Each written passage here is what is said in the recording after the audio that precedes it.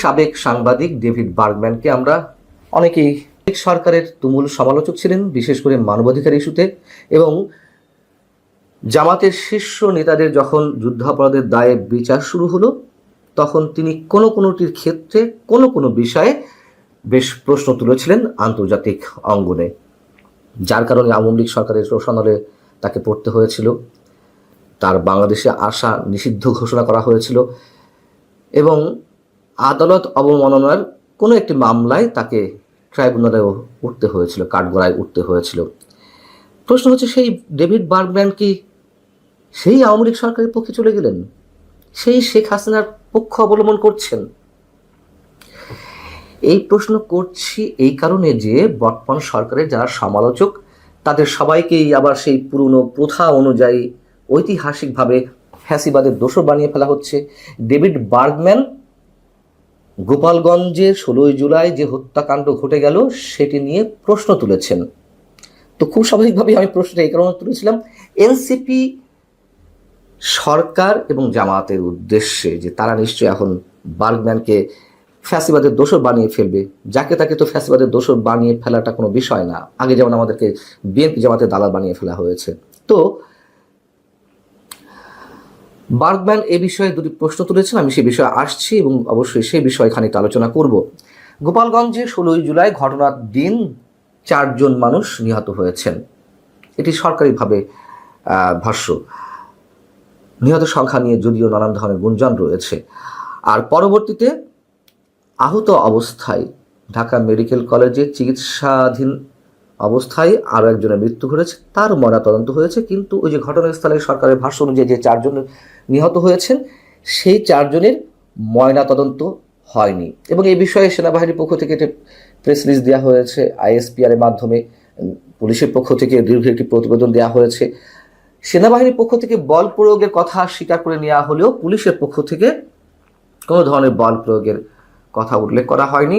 সেখানে বলা হয়েছে যে সংঘর্ষে 4 জন নিহত হয়েছেন। এই প্রশ্নটা আমি আগেও তুলেছিলাম, মনে হচ্ছিল যে আকাশ থেকে আজরাইল এসে কোনো কারণ ছাড়াই ওই 4 জন মানুষের যান কবজ করে নিয়ে চলে গেছে এবং যে যেভাবেই প্রতিবেদন বা প্রেস বিজ্ঞপ্তি দিক না কেন, হত্যার দায় কেউ স্বীকার করেনি। এবং সেই জায়গা থেকে গোপালগঞ্জের এই ঘটনা আন্তর্জাতিকভাবে নানানভাবে প্রশ্নবিদ্ধ হচ্ছে।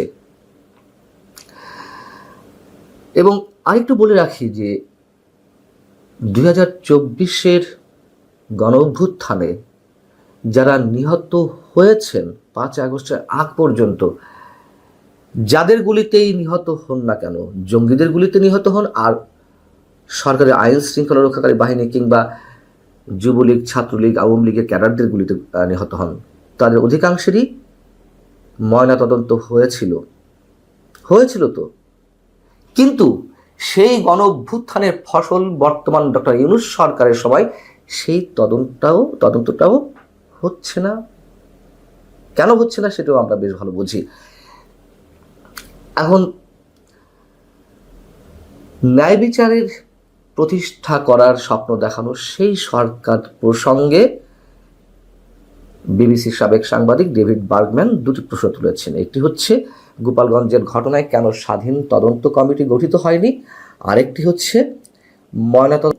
ডেভিড বার্গম্যান এ কথাও স্মরণ করিয়ে দিচ্ছেন যেটি বলছিলাম যে 2024 সালের জুলাই আগস্ট মাসে বিক্ষোভ চলাকালীন যেখানে নিরাপত্তা বাহিনীর হাতে শত শত মৃত্যুর ঘটনায় হাসপাতালগুলো ভরে গিয়েছিল, বেশিরভাগ মৃত্যুর ময়নাতদন্ত হয়েছে, কিন্তু গোপালগঞ্জের ঘটনায় কিছু হয়নি।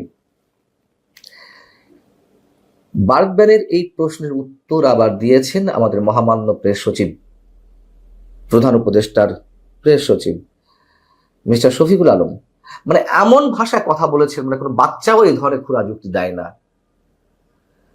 যুক্তি তর্কে টিকতে না পেরে স্রেফ ঝগড়ার জায়গা থেকে, আমি একেবারে একটা ইনফর্মাল শব্দ ব্যবহার করলাম, ঝগড়ার জায়গা থেকে নিজে টিকার জন্য বা টিকে থাকার জন্য যে ধরনের একেবারে যুক্তিহীন বক্তব্য তুলে ধরেন অনেকে, সেরকম একটি লেখা তিনি পোস্ট করেছেন তার ফেসবুকে। প্রেস সচিব মিস্টার শফিকুল আলম বলছেন, ঘটনা তদন্তে সরকার একটি কমিটি গঠন করেছে। কি ধরনের কমিটি হয়নি? একেবারে গতানুগতিক একটি বক্তব্য। পরিবার জোর করে নিয়ে চলে গেছে। পরিবার জোর করে নিয়ে গেছে নাকি পরিবারকে জোর করে পোস্টমর্টেম ছাড়াই লাশ হস্তান্তর করেই দ্রুত দাফনের চাপ দেওয়া হয়েছে, সে বিষয়গুলো আমরা মোটামুটি জানি। নানানভাবে বিভিন্ন মাধ্যমে তো এই খবরগুলো উঠে আসছে। এবং শফিকুল আলম বলছেন, তারপরেও পুলিশ আদালতের কাছে ময়নাতদন্তের জন্য 3 জনের মরদেহ কবর থেকে তোলার অনুমতি চাইতে পারে বা চাইবে, যে কথাটি স্বরাষ্ট্র উপদেষ্টা এর আগে সাংবাদিকদের বলেছেন। আরো মজার বিষয় হচ্ছে, স্বরাষ্ট্র উপদেষ্টা সচিবালয়ে যখন এই কথাগুলো বলেন, তার আগে অন্য জায়গায় বলেছেন, রোববার সচিবালয়েও বলেছেন।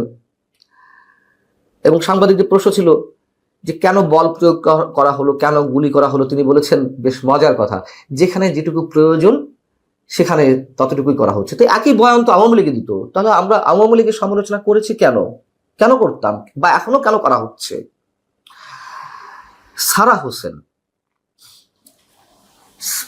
ডেভিড বার্গম্যানের সহধর্মিণী, আমরা সবাই তাকে জানি, তার ফ্যামিলি ব্যাকগ্রাউন্ড সম্পর্কে জানি। যাই হোক, সারা হোসেন তিনি যেটি বলছেন যে তদন্ত কমিটি প্রতিষ্ঠা করা হয়েছে তা তো একান্ত সরকারের, শুধু সরকারি না, যেসব মন্ত্রণালয়ের উপর তদন্ত হবে তাদের লোকজন নিয়েই এই তদন্ত কমিটি গঠিত হয়েছে। অর্থাৎ প্রশাসনিক বিষয়ে তদন্ত হবে, জনপ্রশাসন মন্ত্রণালয়ের একজন সচিব রয়েছে,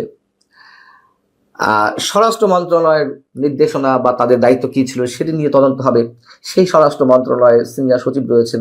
মানে একটা হাস্যকর বিষয়। আমি আমার ঘরের অপরাধীর বিরুদ্ধে তদন্ত করব, কতটুকু নিরপেক্ষতা আশা করা যায় আমার মাধ্যমে? এগুলো একেবারে খুবই সাধারণ প্রশ্ন। এবং গণমাধ্যমে তো এ কথাও জানা যাচ্ছে যে নিহতের স্বজনেরা ময়নাতদন্ত করতে চেয়েছিল, যেটি আমরা বললাম যে চাপ প্রয়োগ করে খুব দ্রুত তাদেরকে দাফন করাতে বাধ্য হয়েছে সরকার বা সংশ্লিষ্ট বাহিনী কিংবা সংশ্লিষ্টদের। যে একটা অসৎ উদ্দেশ্য ছিল, তারা কতটা অপরাধী সেই অপরাধের সব ধরনের তথ্য প্রমাণ ঢাকার জন্য দ্রুত দাফনের ব্যবস্থা করেছে। এবং এই জায়গা থেকে ওই 4 জনের মধ্যে একজন রমজান কাজী, তার মামা, তিনি প্রথম আলোকে বলছেন যে যখন প্রশ্ন করা হলো যে মামলা করবেন কিনা, তিনি বলছেন মামলা করে কি হবে। যেমন আমাদের দীপেন হত্যাকাণ্ডের কথা মনে আছে, ব্লগার দীপেন বা প্রকাশক দীপেন, তার বাবা একজন শিক্ষাবিদ, তিনি এই ধরনের মন্তব্য করেছিলেন আওয়ামী লীগের সময়, বিচার পায় না তাই বিচার চায় না। একই ধরনের ঘটনা ঘটছে।